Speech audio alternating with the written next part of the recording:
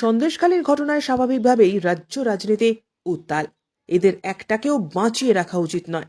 CPM এর কেন্দ্রীয় কমিটির সদস্য অমিয় পাত্রর এমন মন্তব্যে নতুন করে বিতর্কর সৃষ্টি হলো সন্দেশখালীর ঘটনা ঘিরে, যা ঘিরে কটাক্ষ করেছে তৃণমূল। এদিন সন্দেশখালী কাণ্ডে অভিযুক্ত শাহজাহান সহ অন্যান্য তৃণমূল নেতাদের গ্রেপ্তার ও মিথ্যা মামলায় গ্রেপ্তার হওয়া সিপিএম এর প্রাক্তন বিধায়ক নিরাপদ সর্দারের নিঃশর্ত মুক্তির দাবিতে বাঁকুড়া জেলা শাসকের দপ্তরের সামনে আইন অমান্য করে বাম, কৃষক, শ্রমিক এবং ছাত্র সংগঠনগুলি। নেতৃত্ব দেওয়া ছিলেন অমিয় পাত্র। তিনি সন্দেশখালী প্রসঙ্গে বলেন, রাত 12টার সময় মেয়েদের ডেকে পাঠানো হচ্ছে, এমন অবস্থা কোথাও আর আছে কিনা সেটা আমরা ভাবতে পারি না।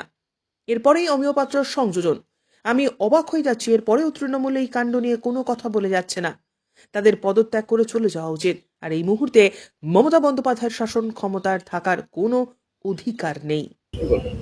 সন্দেশখালীর ঘটনা ইতিমধ্যে সংবাদ মাধ্যমের প্রতিবেদনে আমরা সবাই জেনেছি, গোটা পশ্চিমবঙ্গবাসী দেখেছেন।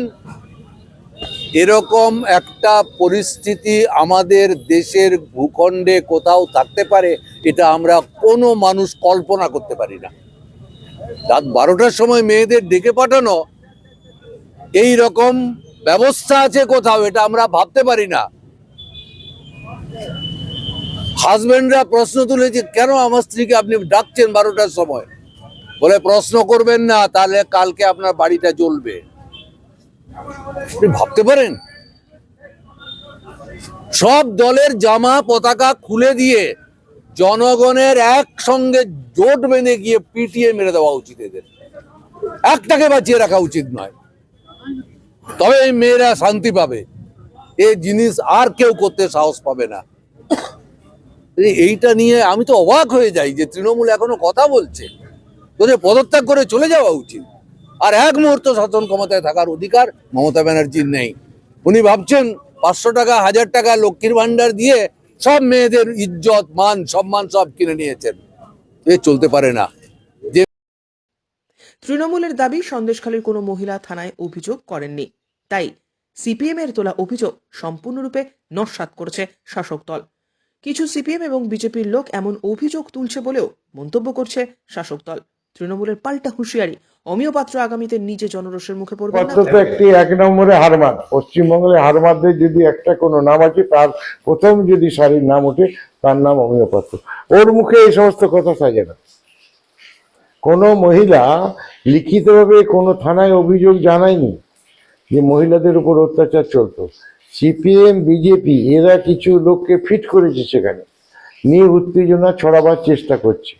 দেখতে পাচ্ছি কোথাও কিছু নাই। 34 বছরের অবসান হয়ে গেছে, মানুষ মুখ ফিরিয়ে দিয়েছে। সিপিএমকে কেউ পছন্দ করছে না। এরা তলে তলে তৃণমূলকে হারাবার জন্য বিজেপিকে ইন্ধন দেওয়ার চেষ্টা করছে। আর অমিয় পাত্রর মুখে এই কথাটা সাজে না। সবচেয়ে বড় হার কোন লজ্জায় বলে, ওর একটা এমএলএ জেল খাটলো, ওদের দোষে একটা এমএলএ কে জেল খাটতে হলো খুনের দায়ে। ওর মুখে কথা সোজা পায়?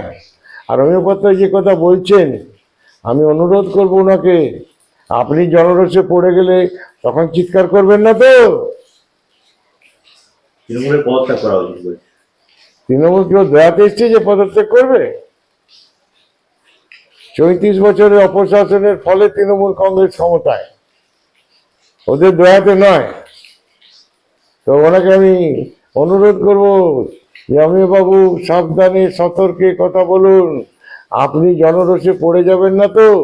আপনার কুকুত্তির কথা সব মানুষ জানে। ব্যুরো রিপোর্ট, উত্তরের প্রহরী।